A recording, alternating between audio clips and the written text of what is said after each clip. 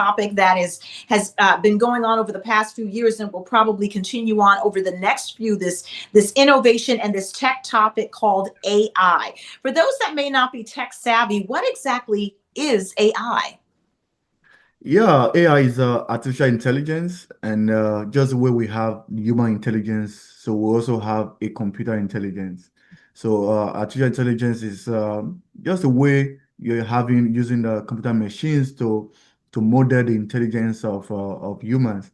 And we've seen that with this type of technology, it has actually surpassed the intelligence of humans, and it's part of the reason why. So a lot of people are kind of scared because they know little, and the machine is able to do more things.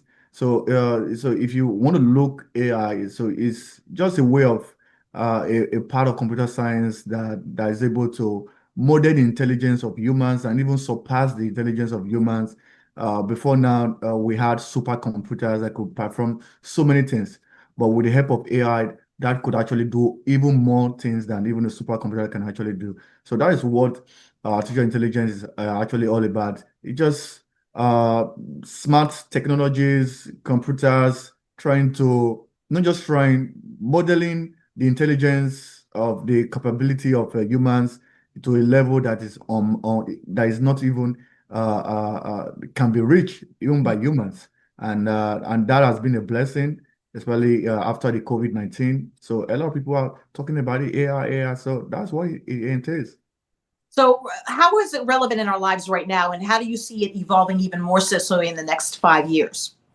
Yeah, I think in the next 5 years, it's going to continually increase. The reason is because a lot of persons are continually making a lot of innovations, and looking at how some of this technology comes about. It comes about data, and you're able to work with data. So it means that from years to come, like in the next 5 years, more data is going to be shared all over the world, and we need technology that was going to interpret some of these data. And so looking at the question you asked in the next 5 years is very, very relevant, because what I would like to note, most of our gadgets uses AI. We have our smartphones, you have the voice recognition system, we have the generative AI, which a lot of people know about, which is the ChatGPT and other the generative platform that we have.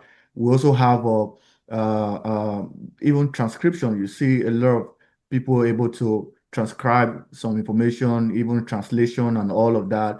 We've also seen fingerprints. You could use a fingerprint. You could use even just your sight to open some of your devices. These are all what AI is all about. So it is something that is continually going to be relevant, and we've seen that is getting more closer. A lot of tasks is now being done with the help of AI. A lot of Right. professors are using that. A lot of students are using that.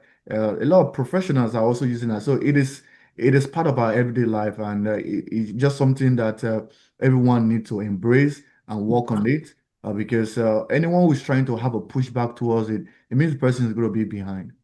Mhm. I think it's really great that you're talking about how relevant it is right now and where it could possibly go into the future. And I love the fact that you started off really being honest with, because it is still somewhat of an unknown, and it's technology, and some people don't embrace that. They may have a Mhm. fear of that. What's your advice for those who do have a fear because they don't understand it? What advice do you have for folks to kind of learn how to understand it so that they can ultimately embrace it? Yeah, for those who are scared about it, I think they need to embrace it, because it's quite easy. I know a lot of people may say that I don't have technical knowledge about how to go about it, especially women and all of that. It's quite easy, because now, like, you could actually use AI to do coding, which is one of the most difficult thing that a lot of people say. I don't want to be a programmer. I don't want to be coding. I don't know some of this programming language. So you could use AI to do a lot of that. So it is something like, as technology evolve every day, becomes simpler. It's something that everyone can easily learn. It's just for you to put your mind into it. It's just for you Right. to embrace it. Just for you to accept it. And what I would like to note is part of our life, and people that find it difficult to use it, we find that it's not really difficult. You could actually access it. even on, I don't know if you've noticed, but I think most of our viewers would have noticed about the Google. We are the AI mode where Right. you could put some information instead of you just searching regularly on Google with the AI mode being made possible by the Google. It kind of refine the information that you're trying to search from Google, like from all the available information. These are some of the things that people can easily do. So it's quite easy. I don't know why Mhm. people feel that I don't have knowledge about it. It's just for you to accept it and work with it, and you're going to see it as a blessing, like a big blessing to yourself. I think people might be a little concerned about it because it is such smart technology and it is a computer. I spoke with another analyst who for the other part of the story that's going to be featured, and they talked about how the reality is although yes it's incredibly smart, we still need the human factor because you have to put the data in there. You have to still tell it what to do. So the follow-up question is there ever going to be a time where it could replace us? It can become so smart that it outsmarts us. Yeah, I would say yes. I would say no. I will start with the yes. It will replace us, but it will only replace those who refuse to upskill themselves. So Mm, if you're someone who decide not to use some of this technology, you are having a pushback to it, definitely it's going to replace you because we are in an economy where it's capitalism. Like everybody is thinking of profit. So no employer is going to hire you when you can't use some of these tools. No employer is going to have you when the competitors are using this technology. So if you're able to upskill yourself, that brings me to the other part of the question you said. No, it's not going to replace you because now you've already acquired the skills, you've accepted it, you've upskilled yourself, you developed yourself and all of that. So even while the trend is changing, or even while the landscape in your career or your profession is changing, because you already knows how to use these tools. Take for instance, ChatGPT. People are using ChatGPT to get tasks done right. quickly, and you learned it. You know how to use some of the prompt. The jobs will not be taken away from you because you'll be needed by the Mm. organization. But the moment you decide to hold back and say, "Oh, I don't want to do this, I don't know how to do it," definitely that job will be taken away from you, and it will give it to someone who may just be an high school a graduate or even a college student who just know, and you would have spent 30 years in the field, but because you refuse to use AI, surely it's going to take the job away from you. But no program and no technology and no innovation is perfect. I mean, Mhm. there are always kind of ticks and bugs and flaws with something. Yeah. You talked about the pros of AI, but are there any cons and any hurdles? Yeah, there is. I think the US government have also made a lot of efforts. I need to also acknowledge what they've done because before now there wasn't any form of like a memorandum or a policy, like a very definite policy on AI because it's new and it just came in the last 2 decades and became more popular after the COVID.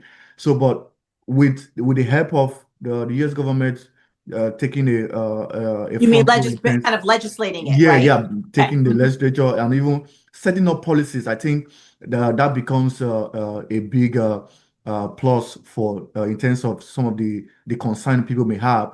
And in those policies that was being raised by the government, ethical consideration was being taken into put into consideration. And so when you look at that, so you could say that as much as there's benefits, disadvantages, if more persons all over the world, even private agencies are able to put some of these policies into place, that will help to cut some of those challenges that people may be having. Because while I would like to know, people are still scared, people are still feeling that it's not ethical and all of that. Yes, yes, definitely. It does a lot of things. We've seen deep fake where you see videos being regenerated into something that as if it was real and all of that. But when a lot of government policies, the lawmakers are coming together and trying to work on some of those things, definitely some of those disadvantages will be reduced. And the advantages is so much. Yeah. So, and looking at the question you asked, I think with the move that has been taken by the government, which is going to rub off on other part of the world in terms of other government agencies. some of those challenges that people are scared of, some of those cons will definitely be reduced, and we're going to have it and use it to our own benefit. Yeah, I think it's very important when you take this kind of, because it is power, innovation and technology and education, and the fact that people are wielding a huge power that is evolving. It's very important to put safeguards into place. So as we wrap this interview up, kind of tell us, and obviously you're an expert, you have an expertise in this. What would you like to see happen with this innovation? Yeah, what I would like to see is that people should not have pushback to it, because the innovation currently is more of open source. So open source, or what that means is that people can continue from what other people have developed. So I want to see that more often, and I want to see more of what the generative, because we're just on the first stage of AI, which is generative AI, which are some of the things that we are seeing, generating images, generating the videos and things like that. So more persons should be part of it. The current owners, the current developers should keep on making it open source, so that people can always come up with their own indigenous ideas, come up with their own innovations, and bring it together so that we could have more benefit. Because before now, take for instance, photographs, videos need to be done by an expert. But with the help of AI, with the help of other people who are also in the AI, you cannot see that we can generate videos so easily. We can generate pictures so easily with the help of AI. So you can imagine what we are going to be able to do in the next 5 years. So what I would say, moving forward in the future, AI should continue to be an open source. It should not be a closed source. It should not be in the hands of just few people. It should be in the hands of everyone. Everyone who has the knowledge and technology, why not go into it? If you have the capacity, why not? No one should be there should not be a monopoly. That's just a summary of what I'm trying to say. There should not be a monopoly to AI. AI should be diversified, just the way we have a cryptocurrency that is not being controlled by any powerhouse. So AI should continue to be that way. Right, Osaretin, thank you so much for taking the time to talk to us. And I believe a lot of what you're saying is already starting to happen now. It'll be curious to see where we go with this innovation. Hey, give us some links and whatnot. Obviously, you're an expert. If there are people going to be watching this who may want to reach out to you and learn more and hear more about what you have to say about this very important topic. How can we get in touch with you, and how can we learn more?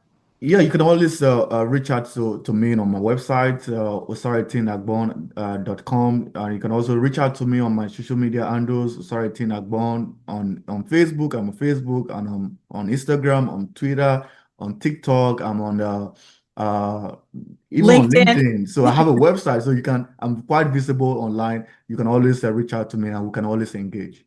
Well, let me just say, I know we're talking about AI, but I'm glad there's only one of you. There's always the original. We appreciate you, my friend.